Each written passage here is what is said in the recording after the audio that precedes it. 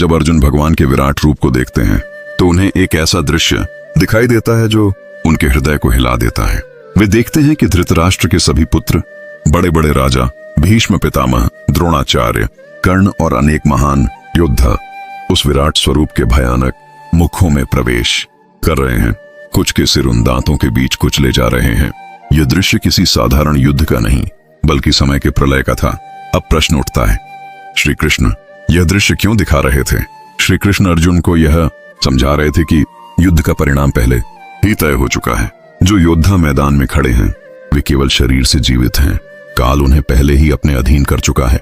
भगवान ये बताना चाहते हैं कि वे केवल अर्जुन के सारथी नहीं हैं, वे स्वयं काल हैं, समय है, जो सृष्टि का निर्माण भी करते हैं और अंत भी।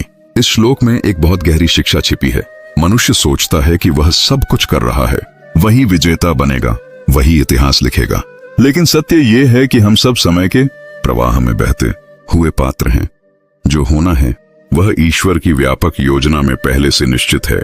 अर्जुन के लिए यह दृश्य इसलिए आवश्यक था क्योंकि उनके मन में मोह था, अपने गुरु, अपने पितामह, अपने संबंधियों के प्रति लगाव।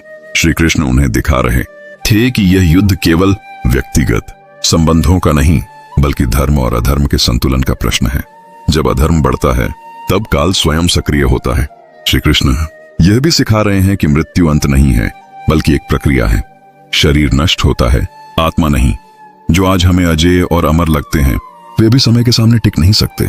इस श्लोक का संदेश हमारे जीवन में भी उतना ही सत्य है। हम जिन चीजों को स्थायी मान लेते हैं, पद, शक्ति, संबंध, अहंकार, वे सब समय के मुख में समा जाने वाले हैं। इसलिए घमंड व्यर्थ है, भय भी व्यर्थ है। जो स्थायी है वह केवल आत्मा और ईश्वर का सत्य है। श्री कृष्ण अर्जुन से कह रहे हैं, तुम केवल निमित्त बनो, कर्म करो, लेकिन यह मत सोचो कि सब कुछ तुम ही कर रहे हो।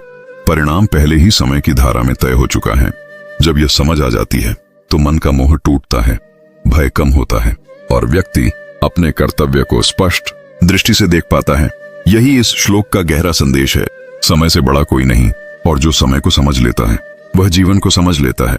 जय श्री कृष्ण।